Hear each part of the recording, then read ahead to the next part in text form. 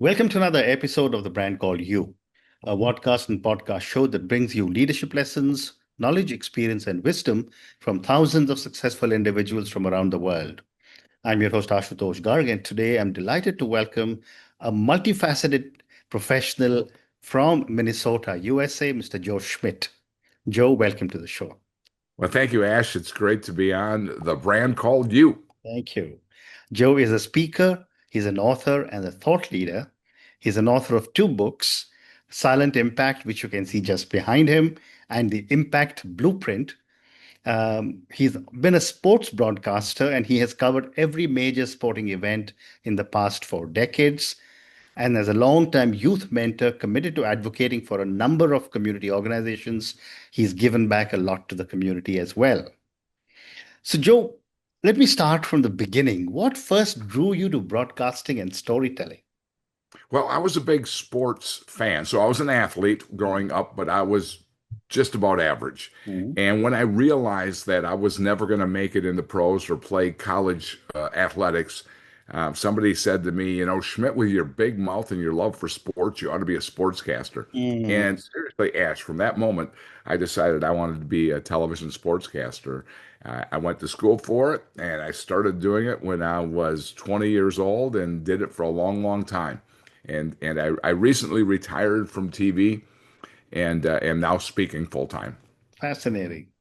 You've covered every major sporting event in the past 4 decades. Which are some of the events that stand out for you the most and why? Well, I've been to World Series and Super Bowls and Final Fours and the Masters and the U.S. Open. But believe it or not, sometimes it's the smaller events. I cover the Minnesota State High School Hockey Tournament. I'm part of the broadcast team, Mm, and they get 16,000, 18,000 fans to watch high school hockey in this arena. They're like pros. I covered the Little League World Series, the baseball World Series, where I mm, saw these kids go and play and dream and play against kids their age from all over the world. So mm, what happens in this business is you're not necessarily drawn to the big names and big events, although they're very fun and a great place to be. mm, But you're drawn to the great stories. I'm a mm, storyteller. I do that when I speak, mm, and so I am always looking for that story. Fascinating. How do you prepare for an interview with so many different high-profile athletes and coaches who obviously have their own set of ego? Yes, and I think the best thing that I learned about interviewing is you have to be a good listener. Hmm, So you always have a question or two ready to go, but then you listen to what they say. So it correct. becomes a conversation more than an interview. Hmm, So it's not just my question, my question, my question. It actually kind of becomes a conversation. yeah. And I find that's when you get the best interviews. That's when they get away from the cliches, because in the sports business, in the news business, anywhere you see on television where you have the talking heads, there's a lot of cliches thrown out there. Hmm, But I like to actually get to the heart and find out what makes them tick. hmm, If we can get them to talk a little bit more deeply, emotionally, then you've got a good interview. hmm. Amazing.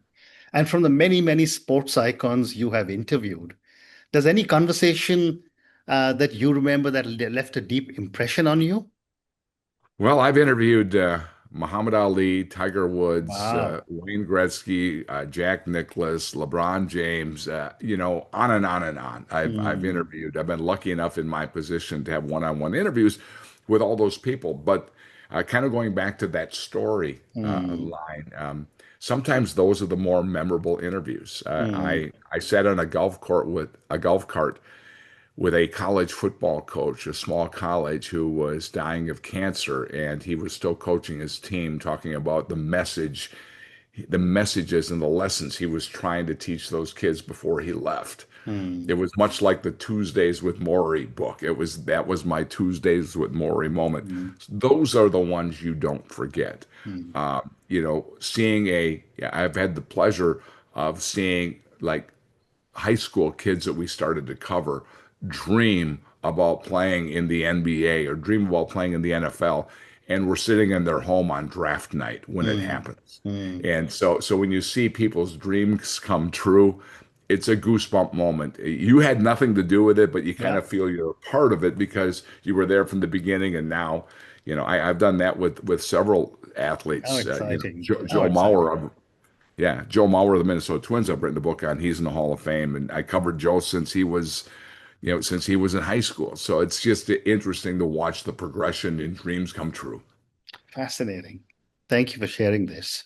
And Yeah. after 4 decades in broadcasting, as you look at the situation today, how do you view the evolution of sports journalism?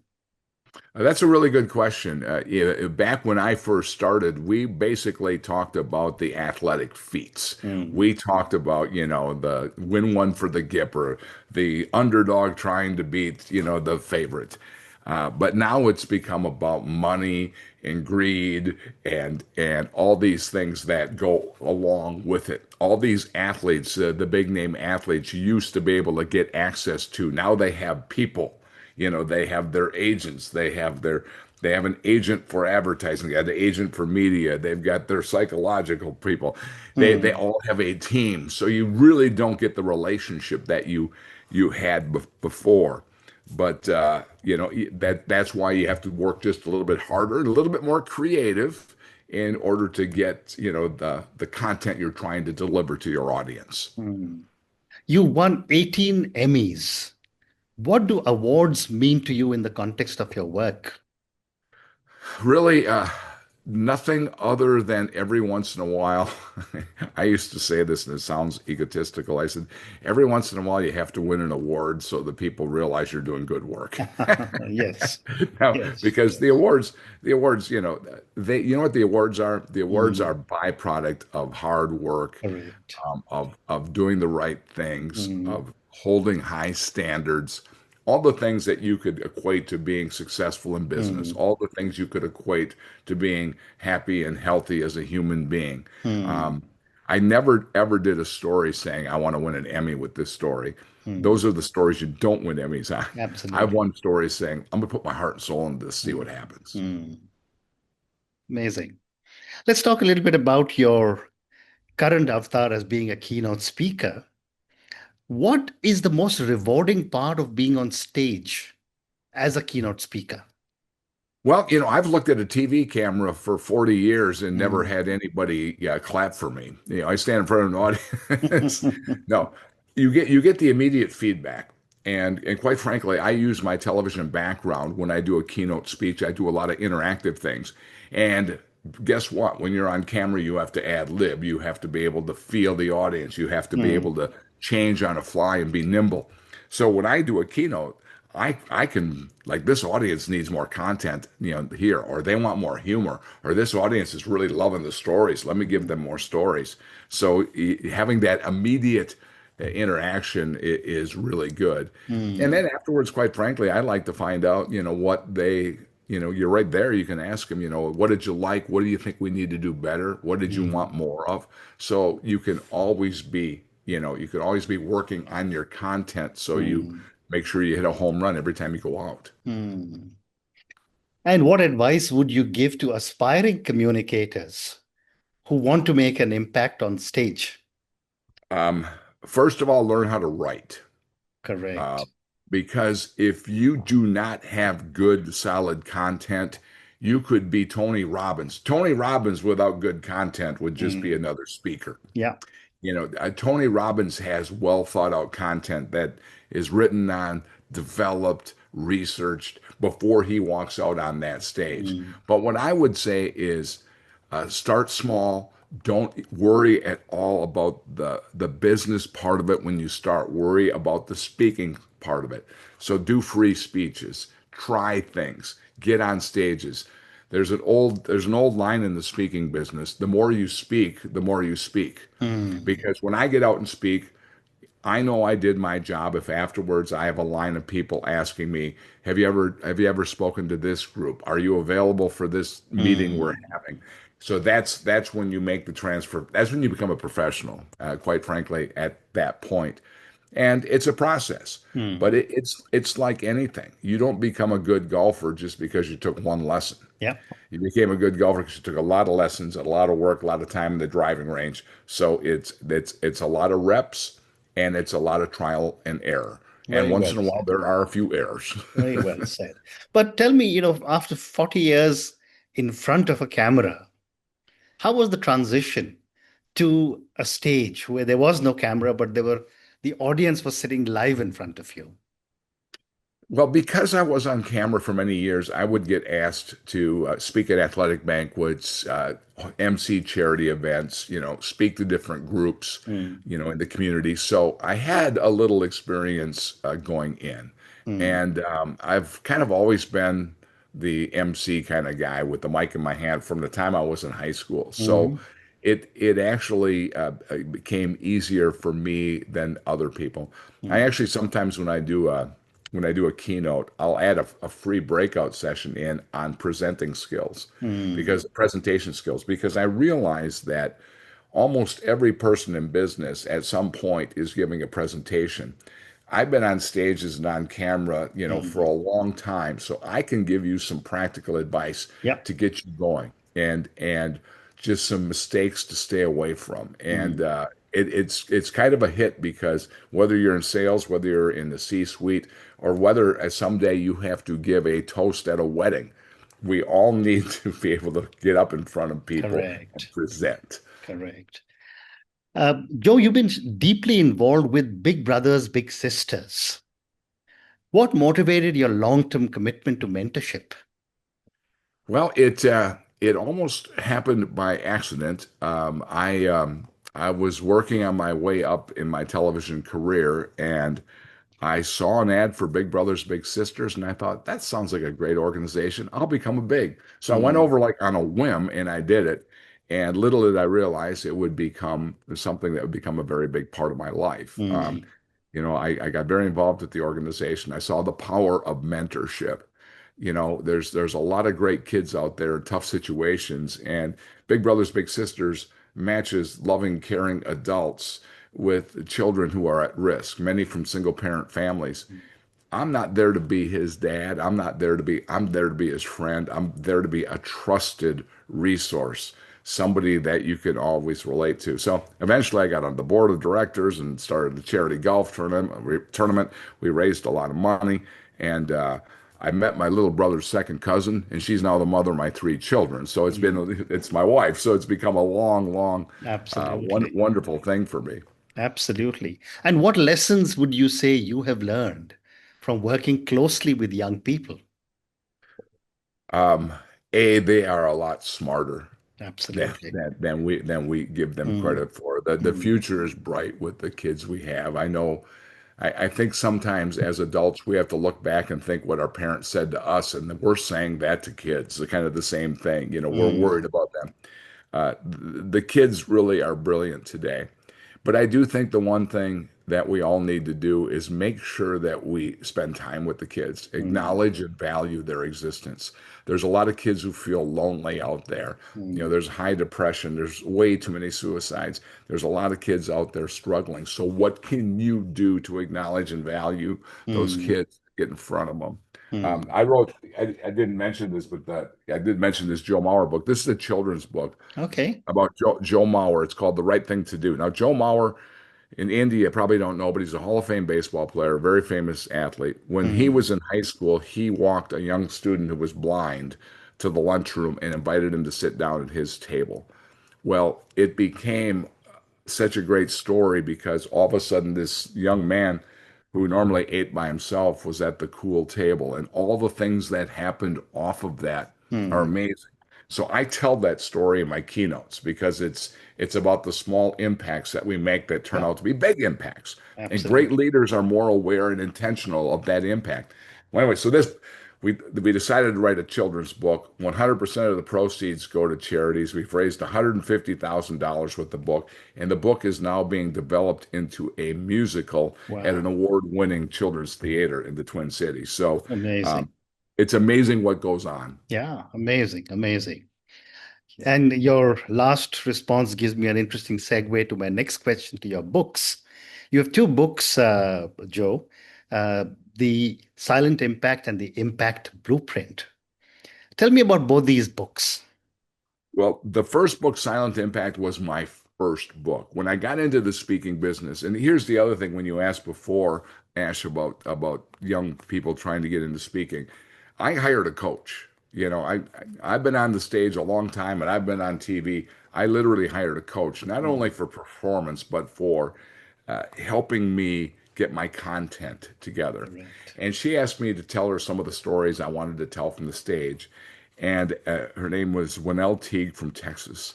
And anyway, at one point she said, "Well, what is this you're doing?" I said, "Well, it's like these people have a silent impact on others. They make their biggest impressions without being impressive." She Hmm. goes, "Boom. There's the name of your book. There's the name of your keynote, and that's what you are all about. Hmm. Helping leaders become more aware and intentional the impact that they Hmm. have." And Hmm. it bleeds into culture. It bleeds into recruiting, retention, the bottom line. Everything can evolve when you build a culture that really is putting impact first. Amazing. Your book, The Impact Blueprint, builds on Yes. the theme of influence. Yes, How do in you that book, define true impact? a true impact, a true impact is not wearing your best Sunday suit and telling everybody how to live. A Hmm. true impact is somebody watching you do something and they emulate you because you did it right. Hmm. The small things do turn out to be the big things. Yeah. The Joe Mower walking the young kid to the classroom. Yeah. The reason this story works is there's so much impact out of it. Hmm. Um, so that I believe is the most important thing. People watch leaders and they watch how you respond to good times, bad times, to stress, anxiety, and we're always being judged. So Hmm. how do you show up? And if you show up thinking of other people first, if you Hmm. put people over profits, your business is going Yeah. to be good. Yeah. You're going Yeah. to have the kind of loyalty that you want. You're going Hmm. to have people delivering wow customer service. They're going the extra mile just because that's the culture. That's what Hmm. everybody does. That's the Hmm. impact we want to have. Hmm. Great response. My next question for you, Joe, is could you share a story from one of your books that best reflects the power of silent leadership? Okay. I kind of mentioned the Joe Mauer one, so I let's see. I will go with this one.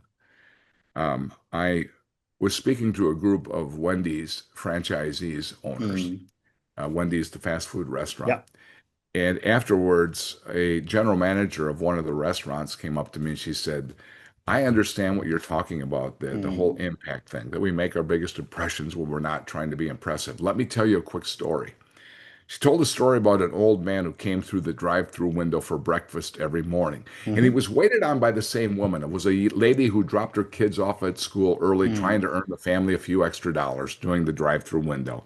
And the GM said she was the best employee I ever had. Hmm. Well, one day, the old man who was driving up for breakfast for a couple of months parked the car and he walked in the restaurant and he asked the general manager if he could see the woman who had been waiting on him. Hmm. So the lady came from behind the counter and the old man gave her a big hug and he held on a little longer and tighter than she thought he would. And he says to her, he goes, "I just had to come here and thank you today. I'm not going to be seeing you as much as I have in the past. You see, every morning when I came in here for breakfast, I was on my way to the hospital to see my wife, and Hmm. she went to the good Lord last night. Oh my God. Hmm. But every day when I came in here, you reminded me of her before she got sick, Hmm. because nobody ever left a conversation with my wife without feeling better about themselves." Wow. Silent impact. We make our biggest impressions when we're not trying to be impressive. And that impact is real, it's powerful. And how do you want that impact to be when they think about you? Amazing. What a powerful story, Joe. Thank you for sharing this. Thank How do you. you balance storytelling from sports with lessons for everyday life? Good question. I think there's a lot of lessons in sports, Correct. and many of my sports stories, if I talk about an athlete or tell a story, It's not necessarily the win one for the Gipper story or what it was like for this team to win the championship. Mm, It's somebody who went extra on teamwork. It's mm. somebody who had an impact because of their work ethic. It's somebody who defied the odds. I'm speaking in Yeah. Australia in a couple of Yeah. weeks, and I'm going to tell the story about Joe Ingles of the Hmm. Minnesota Timberwolves. Joe is an Aussie. He's the last player on the bench. He rarely ever plays, Hmm. rarely gets in the game, and he plays for this professional team. Well, he had a son who was autistic, and they moved to Minnesota. They took a job with the Minnesota Timberwolves because they knew that there was really good autistic services up here. Well, Hmm. this child was now like 7 or 8, had never seen his dad play in a game live because of his autism. Well, they had worked him to the point that he could go to a game. Hmm. The night that he went to that game, the head coach, a guy named Chris Finch, decided to start Joe Ingles. So Joe Ingles, the guy who never played, was in the starting lineup against the Boston Celtics, and Joe played for about 5 minutes. So his son was able to witness it in person. Wow. Afterwards, now that's talk about an impact. That's an impact. Afterwards, Chris Finch said something that I thought was really cool. Somebody said, "Why did you do it?" And he said it was the human thing to do. Hmm. I think we've lost our humanity sometimes. Hmm. There's so much angst and anxiety, and people are confronting each other, conflict instead of conversation. Let's get back to being human. Fascinating. I have time for two more questions for you, Joe. Yeah.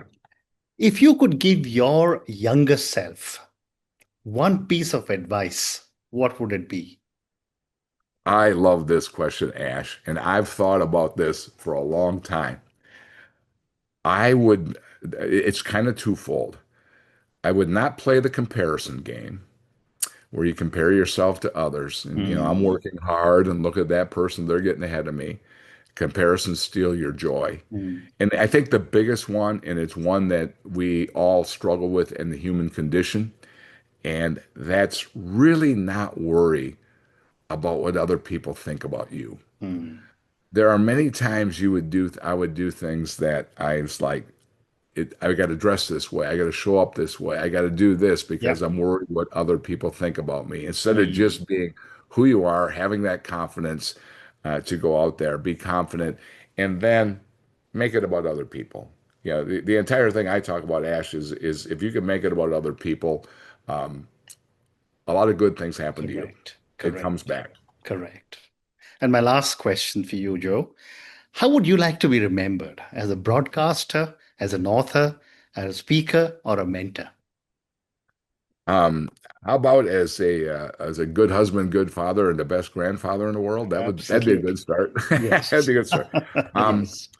you know what? I guess ultimately I would, um, other than that answer, I would like to be remembered as a person who got the most out of what God gave him. Hmm. I did not want to be an underachiever. Yeah. I wake up every morning and we're all human. We all make mistakes. We all have bad Hmm. days, but Hmm. I call it put points on the board. I try to do something good for somebody else and good for myself every day, putting points on the board. Hmm. Which leads me to the one of my other theories, Ash, is we have to take care of ourselves before we can take care of other people. Hmm. When you get on that airplane and the flight attendant says, in the case of emergency, put your oxygen mask on Yeah. first so Hmm. you can help others. Well, that's a great metaphor Yeah. for take care of yourself first. Correct. That way you can take care of others. Others If as you're on well. a half a tank of gas, you're not going to be as effective. Correct. And on that note, Joe, I just want to say what a fabulous, fascinating, and full of knowledge conversation this has been with you. Thank you for talking to me about your journey. You gave me some incredible stories from your life about human beings creating silent impact in so many different areas. Your conversation itself will create a silent impact amongst so many of my viewers and listeners as well. Thank you again for speaking to me and good luck to you. Well, thank you, Ashton. Congratulations for being on the air so long and having so many podcasts. You are making an impact in the world. Thank you so much. Thank you for listening to the Brand Called You videocast and podcast, a platform that brings you knowledge, experience, and wisdom of hundreds of successful individuals from around the world. Do visit our website www.tbcy.in to watch and listen to the stories of many more individuals. You can also follow us on YouTube, Facebook, Instagram, and Twitter. Just search for the Brand Called You.